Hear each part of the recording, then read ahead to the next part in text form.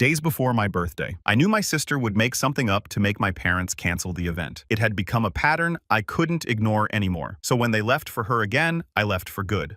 I'm walking through the front door after an 8-hour shift at the hardware store, holding a chocolate cake I bought myself from the grocery store bakery. Cost me $6. Had happy birthday written in blue frosting that was already smearing from the heat. It wasn't much, but it was mine. My parents, Patricia and Dennis, were sitting in the living room with my sister Haley like some kind of intervention setup. The second I walked in, my mom looked up with this expression. Not quite pity, more like practiced disappointment, and delivered the news. Blake, we've decided there won't be any birthday celebration this year. Haley's been feeling overshadowed lately and needs the family's full attention right now. You understand? Not a question. A statement. Like my feelings on the matter were irrelevant background noise. Haley sat on the worn leather couch looking appropriately distressed, fake tears already forming in her eyes. That's when something clicked in my brain. This wasn't just another instance of me being invisible in my own family. This was the final straw in a lifetime of being erased. I set the cake down on the coffee table without a word, walked straight to my room, and started packing everything I owned.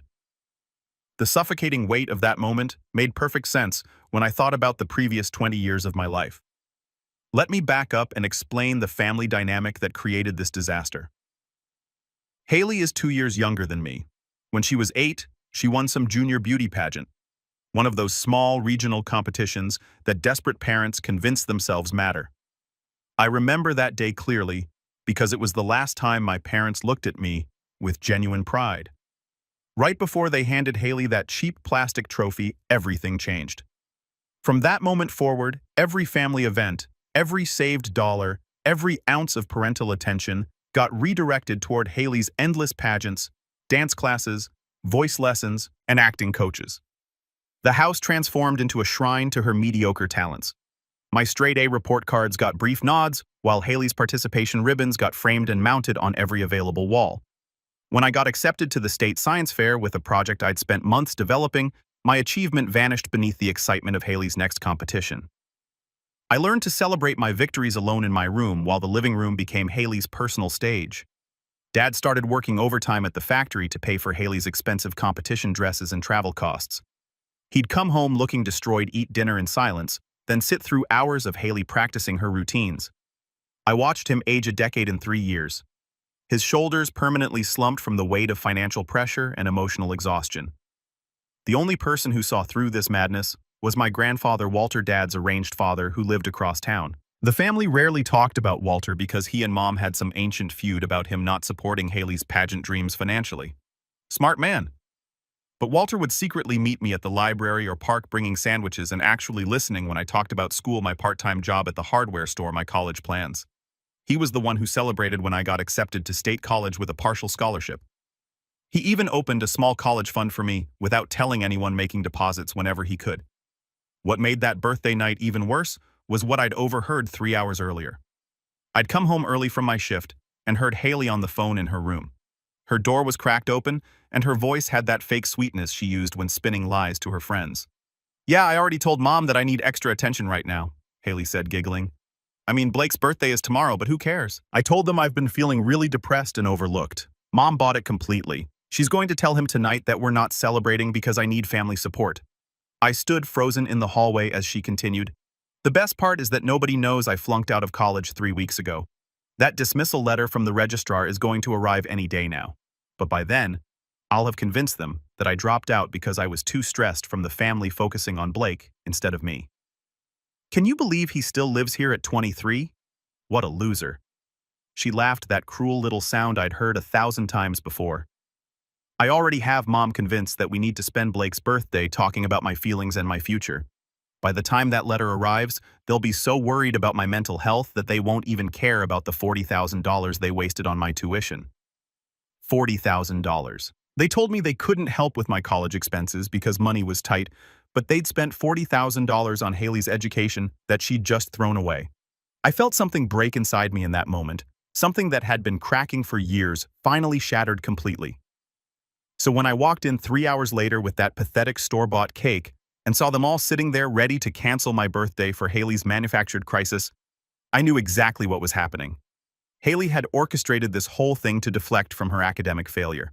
She was using my birthday as a distraction, turning herself into the victim before the truth could come out. Mom sat forward on the couch, hands folded in that practiced way she had when delivering what she thought was motherly wisdom. Blake, you need to understand that Haley is going through a very difficult time right now. She's been feeling like the family doesn't appreciate her enough, and we need to show her that she's our priority. Your birthday happens every year, but Haley's emotional well-being is fragile. We need to come together as a family and support her. That means no celebration, no cake, no presents. We're going to spend the evening talking about Haley's feelings and how we can better support her dreams. I looked at Dad, hoping for some sign of resistance, some flicker of awareness that this was wrong. But Dennis just stared at his hands, defeated as always. He'd given up fighting years ago, choosing survival over confrontation. Haley finally spoke, her voice trembling with fake emotion. I'm sorry, Blake. I know this is hard for you, but I just feel so invisible sometimes, like nobody sees how much I'm struggling. I need to know that this family cares about me, that I'm not just forgotten. Forgotten. She actually said that word. The girl whose face covered every wall, whose trophies filled every shelf, whose needs determined every family decision. She felt forgotten. Meanwhile, I'd been sleeping in the same tiny bedroom since I was 5, because Haley needed the bigger room for her pageant costumes.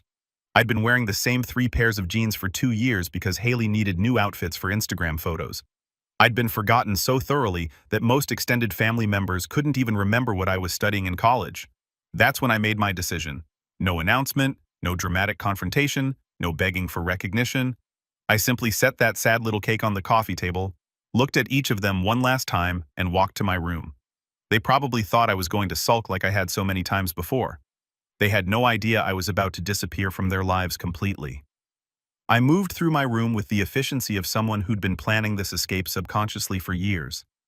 Every drawer got emptied, every important document gathered, every piece of clothing I actually cared about folded into 2 large duffel bags and a backpack. The room looked strange as I packed, like it was finally revealing what it had always been, a temporary stop rather than a home. My entire life fit into 3 bags. That's what 23 years in this house amounted to. 3 bags and a college acceptance letter. I heard footsteps in the hallway around midnight. Dad knocked softly on my door. Blake, can I come in? I opened the door. He stood there looking older than his 48 years, shoulders hunched, eyes tired. For a moment, I thought maybe he'd come to his senses. Maybe he was finally going to stand up for me.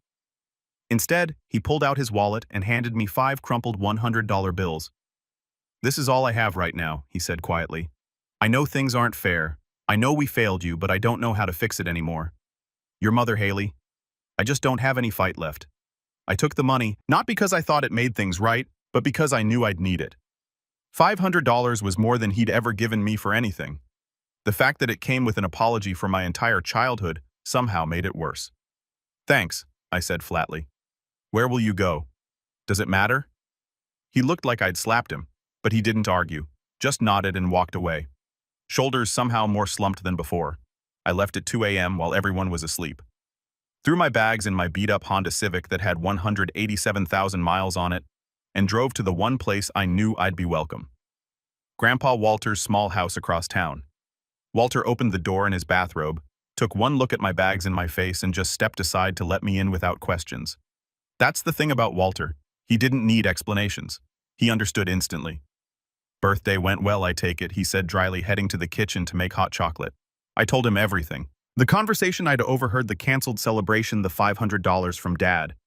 Walter listened without interrupting, his weathered hands wrapped around his mug jaw, working like he was physically restraining himself from saying what he really thought. When I finished, he was quiet for a long moment. You can stay here as long as you need, he finally said.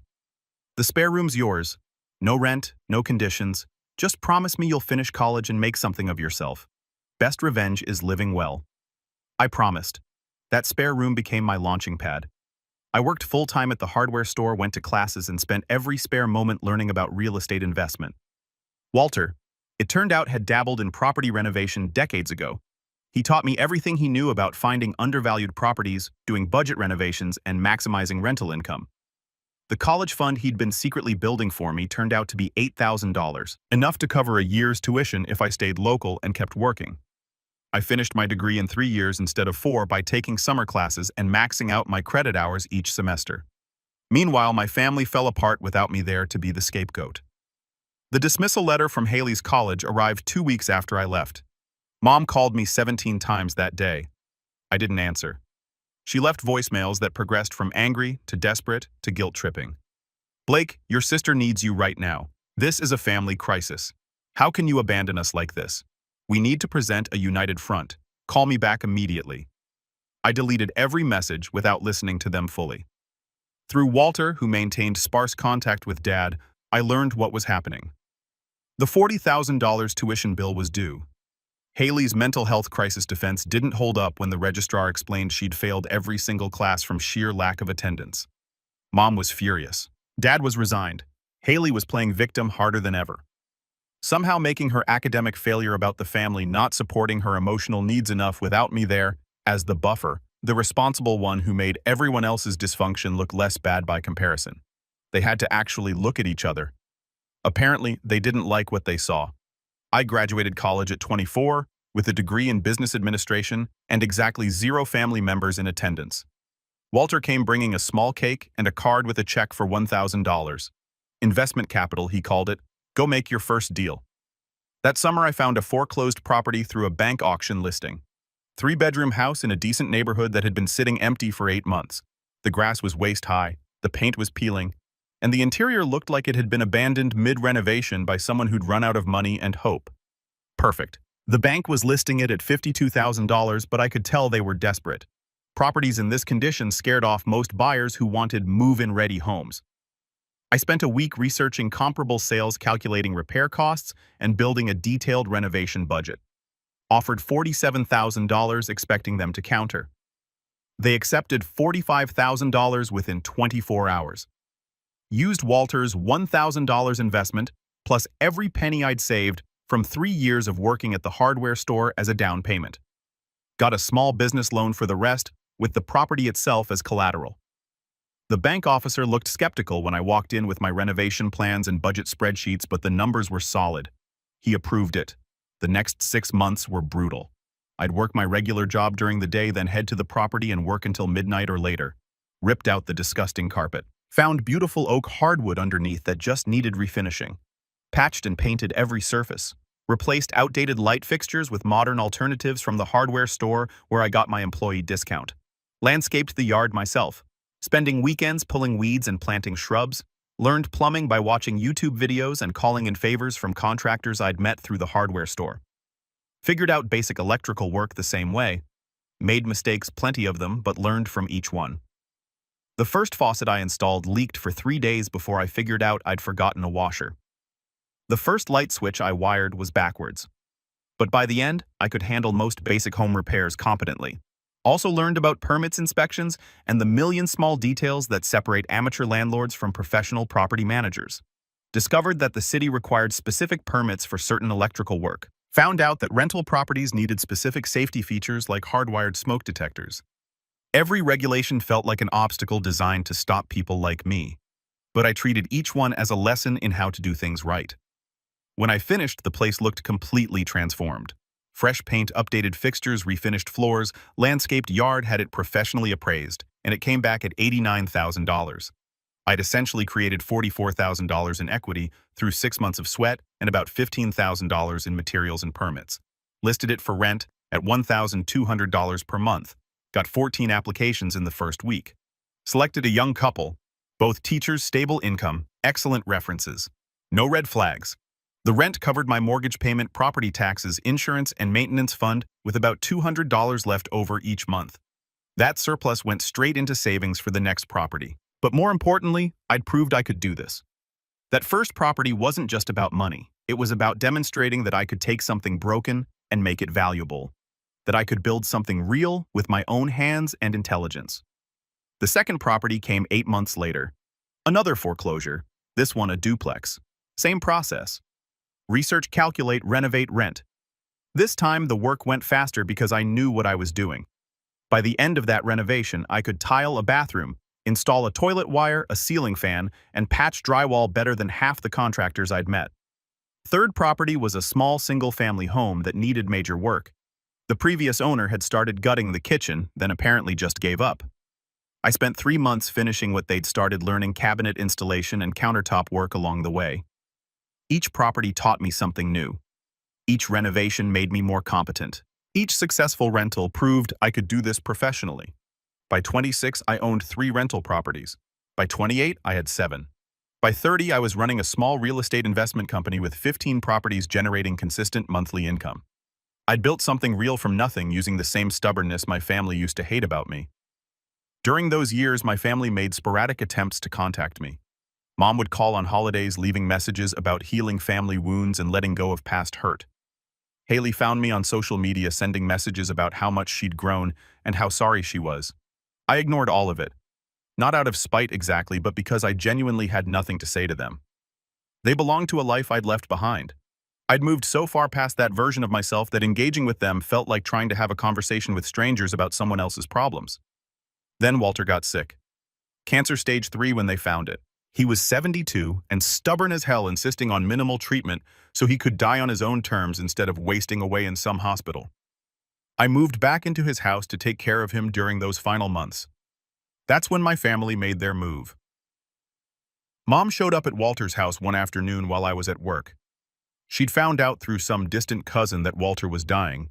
Probably figured this was her chance to reconnect while I was vulnerable. Walter, bless him, met her at the door and didn't let her inside. "Patricia," he said coldly, "you got some nerve showing up here after what you did to that boy." "I'm his mother," she replied, trying to sound hurt. "I have a right to see my son. You gave up that right when you chose your daughter's fantasy over your son's reality. Blake doesn't want to see you. Now get off my property before I call the police." She left, but not before leaving a letter. Walter gave it to me that evening. I almost threw it away unread, but something made me open it. The letter was a masterpiece of manipulation. 3 pages of how she'd always loved both children equally. How she'd been doing her best in difficult circumstances. How Haley had really changed and was now working hard to become independent. No actual apology, just explanations and justifications wrapped in victim language. The kicker was the last paragraph. "We're having financial difficulties right now. Your father's overtime got cut, and Haley's been struggling to find stable employment. We could really use your help. I know you've been doing well in real estate. Maybe you could give us some advice or help with a loan. Family helps family, Blake. That's what we do." There it was. The real reason for the sudden interest in reconciliation. They needed money. I showed the letter to Walter. He read it, then handed it back with a disgusted shake of his head. "They haven't changed at all," he said. "Still using people. Still refusing to take responsibility. Still expecting you to fix their problems." "I know. What are you going to do?" "Nothing." I said absolutely nothing. Walter smiled. "That's my boy. He passed away 3 weeks later, peacefully in his sleep. Left me everything. The house, his savings, his old truck. The will included a note. Blake, you were the grandson I was proud to claim, and the son my boy never learned to be. Use this foundation to build something beautiful. Don't let them pull you back down." The funeral was small. Me, a few of Walter's old friends. Dad, Mom, and Haley didn't come. They weren't invited. Dad looked terrible. Older than ever, hollow-eyed. He approached me after the service. "I'm sorry," he said, "about everything.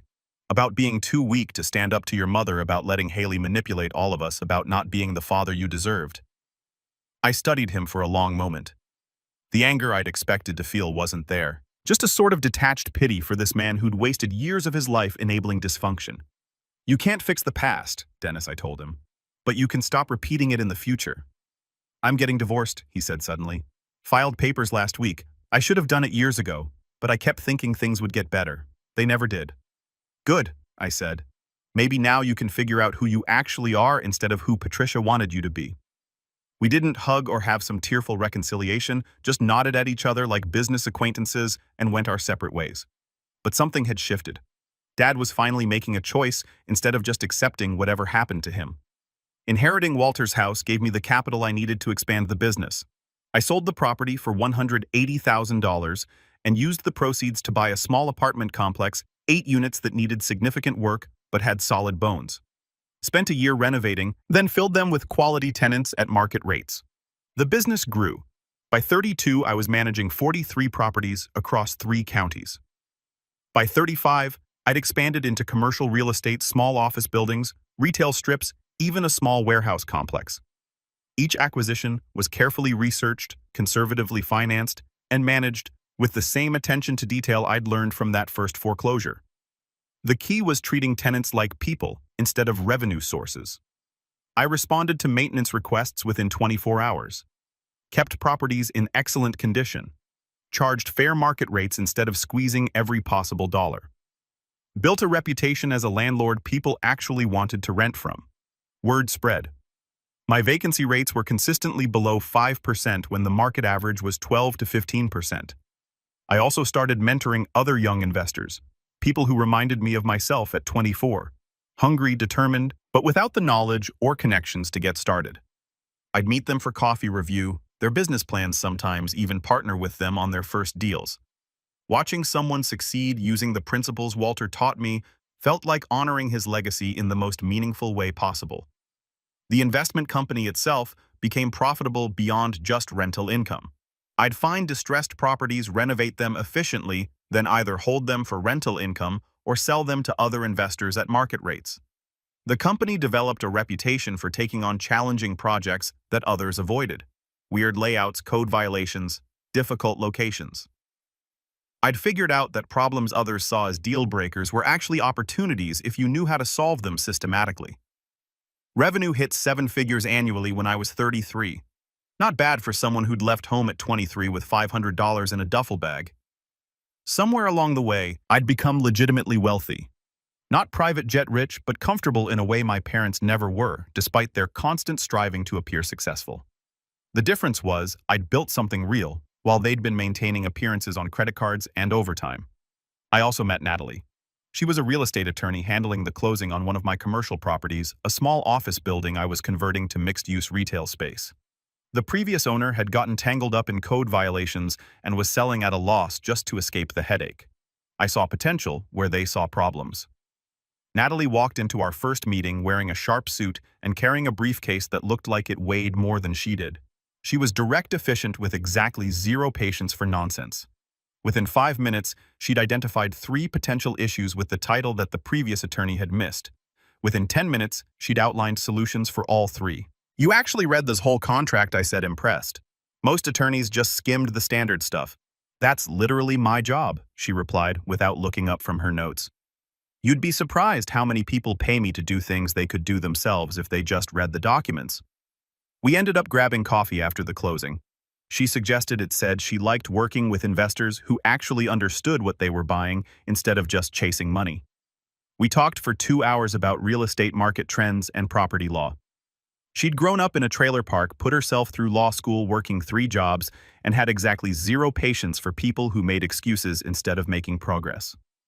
My mom always said I should find a nice, stable man to take care of me. Natalie mentioned during one of our early dates. She meant it as advice. I took it as a warning about what not to do. We clicked immediately. 2 people who'd both built themselves from nothing and understood that success wasn't about proving anything to anyone. It was about building something real that couldn't be taken away. She also understood family dysfunction in ways most people couldn't. Her father had been an addict who drained the family savings multiple times before disappearing when she was 12.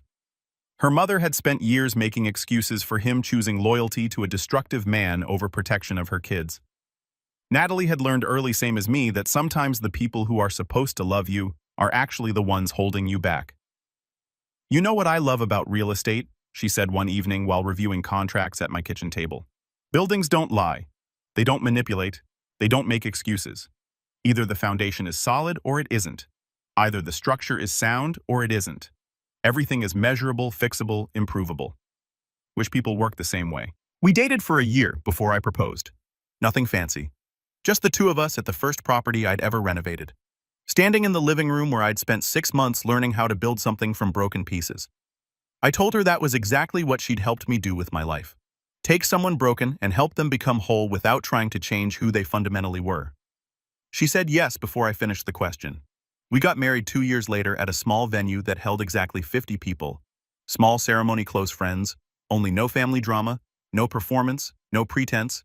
Just 2 people who understood each other committing to building something together.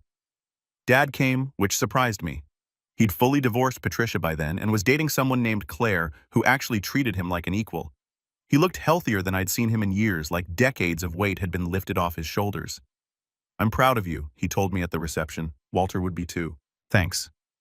"I know I don't deserve forgiveness," he continued, "but I want you to know I'm trying to be better to do better." I can see that I said and I meant it. Around this time, I got an unexpected message on social media from Haley. Unlike the previous attempts at contact, this one was different. No excuses, no manipulation, just a straightforward message. "Blake, I know I don't deserve a response, but I wanted you to know I've been working on myself. Got a job at a restaurant, been there 2 years now. Started as a hostess, worked up to shift manager. It's not glamorous, but it's honest work and I'm proud of it. I'm sorry for everything. You don't have to forgive me or even respond. I just needed you to know that I finally understand what you've known all along. That real worth comes from what you build, not what you're given." I didn't respond immediately. Showed it to Natalie, who read it carefully. "What do you think?" she asked. "I think people can change," I said. "But I also think time will tell if it's real or just another performance." "Fair." 6 months later, Haley messaged again. This time with photos of her working at the restaurant, a simple apartment she'd rented on her own, a small savings account she'd built up. No requests, no manipulation, just evidence of a life she was building without anyone's help. I responded with a single line. "Proud of you for doing the work." Her reply came hours later. "Thank you. That means more than you know." We didn't become close, didn't have tearful reunions or pretend the past didn't matter, but we established a distant respect. Two people who shared DNA and trauma acknowledging each other's existence without demanding anything. As for Mom, I heard through the family grapevine that she was living in a small apartment after the divorce, working as a receptionist, still telling anyone who'd listen about her ungrateful children who'd abandoned her. The irony wasn't lost on anyone that she'd ended up doing the same type of work Haley had started with, except Haley had used it as a foundation to grow, while Patricia used it as proof of victimhood. Last year, I decided to honor Walter's memory by opening a community center in the neighborhood where he'd lived his entire adult life. The building was a former warehouse that had been sitting empty for 3 years. Owner had died. Heirs couldn't agree on what to do with it. Eventually sold it just to stop paying taxes on vacant property. I bought it for $180,000, then spent another $400,000 on renovations. The space was massive, 12,000 square feet of potential. We gutted it completely, bringing it up to modern building codes while preserving the original exposed brick and timber beams that gave it character. Created a computer lab with 20 workstations running current software. Built 4 private tutoring rooms where kids could get one-on-one help with homework. Designed a large multi-purpose room that could host everything from job training workshops to community meetings. Added a commercial kitchen and small restaurant space where people could get affordable meals. Nothing fancy, just good food at prices that wouldn't break someone's budget. The restaurant was Natalie's idea. She'd pointed out that lots of families in that neighborhood were food insecure, but free meals came with stigma. Charging $1 for a plate of food lets people maintain dignity while still getting help. Smart woman. My wife spent 8 months on the renovation, managing contractors and doing much of the work myself when I could. The building transformed from an abandoned eyesore into something the neighborhood could be proud of. Named it the Walter Foundation. After the man who taught me that success meant building ladders for others to climb, not pulling them up behind you. At the grand opening ceremony, over 200 people showed up, local families, business owners, city council members who'd helped fast-track our permits. The computer lab was already booked solid for the next month. 3 local teachers had volunteered to run free tutoring sessions. The restaurant had applications from 5 people wanting to work there, all from the neighborhood. Dad came with Claire. Haley came with her boyfriend and their baby son, Owen. She'd named him after Walter's middle name. Natalie's family filled the room. Friends from over the years, business associates, people from the neighborhood who'd watched the renovation happen. I stood at the front of the room, looking out at faces that actually cared, and realized something profound. I'd built this. Not just the building, not just the business, not just the wealth. I'd built a life surrounded by people who chose to be there, who showed up, who gave without expecting anything back. During my speech, I talked about Walter and what he taught me about resilience, self-respect, and the difference between family you're born into and family you choose. Walter once told me that the best revenge isn't proving people wrong. I said, it's proving yourself right. He showed me that when people try to make you small, you don't shrink to fit their expectations. You grow until you outgrow them completely. The room was silent. People actually listening. Some people will try to dim your light because it makes their darkness visible. They'll try to convince you that you're nothing, because your something threatens their everything. But when you choose yourself, when you refuse to shrink for someone else's comfort, you don't just save yourself. You show others that they can choose themselves too. I looked at Dad, who had tears in his eyes, at Haley, who was holding Owen, and nodding at Natalie, who understood better than anyone what it took to build something real from broken pieces. Walter chose to reach out to an invisible kid. Dennis chose divorce over continuing the lie. Haley chose work over manipulation. And I chose to leave a house that was never a home to build something real. That's what this foundation represents. The idea that it's never too late to choose differently. The applause filled the room, but I wasn't quite finished. I want to end with this, I said. The real gift Patricia gave me without meaning to was showing me exactly what not to be. By denying me birthday celebrations, she taught me to celebrate myself every day. By telling me I was nothing, she motivated me to become something. By erasing me from family photos, she freed me to paint my own portrait. Dad stood up, something he never would have done years ago. "That's my son," he said loud enough for everyone to hear. "That's my boy in every way that matters." The party continued late into the night. Haley left early to put Owen to bed, but not before hugging me. A real hug, without agenda or manipulation. "Thank you," she whispered, "for showing me it was possible to change." "You did that yourself," I told her. "I just stopped enabling the alternative." Dad stayed until the end, helping clean up like a volunteer rather than expecting to be served. As we stacked chairs together, he said something that stayed with me. "I wasted 20 years being afraid of your mother's anger, afraid of making waves, afraid of standing up for what was right. The funny part is, once I finally did it, I realized the only thing I should have been afraid of was wasting more time being afraid." "Better late than never," I said. "Still," he replied, looking at the empty room that would soon be filled with kids learning and growing. "I'm sorry I wasn't brave enough when it counted, when you needed me to be." "We can't change the past," I told him, "but you're here now. That counts for something." As Natalie and I locked up that night, she took my hand and said something I'll never forget. "You know what the best revenge really is? It's not success or money or even happiness. It's indifference. Patricia is out there somewhere, still angry, still bitter, still blaming everyone else. But you've moved so far past her that she's not even a footnote in your story anymore. She's just a catalyst that started a reaction she couldn't control." She was right. I rarely thought about Patricia anymore. When I did, it was with the kind of detached curiosity you might have about a stranger's problems. Her hold over me had dissolved completely, replaced by the solid foundation of real relationships and earned success. Looking back now, getting banned from my own birthday was the greatest gift my toxic family ever gave me. It forced me to stop waiting for them to celebrate my existence and start celebrating it myself. It taught me that you can't earn love from people who see your success as their failure. And most importantly, it showed me that sometimes the best way to honor where you came from is to become everything they tried to prevent you from being. I'm 37 now. Natalie and I have 2 kids who are growing up in a house where birthdays are celebrated, achievements are recognized, and love isn't conditional on being better than someone else. Haley brings Owen over for Sunday dinners where he plays with his cousins and learns that family gatherings can be about joy rather than judgment. Dad is an active grandfather, the kind he never got to be before. He still apologizes sometimes for the lost years, but I tell him the same thing every time. We can't change the past, but we can choose the future. As for Patricia, I heard through distant relatives that she's still at that receptionist job, still telling anyone who will listen about her ungrateful children who abandoned her. The difference between her and Haley is stark. Haley chose growth, while Patricia chose victimhood.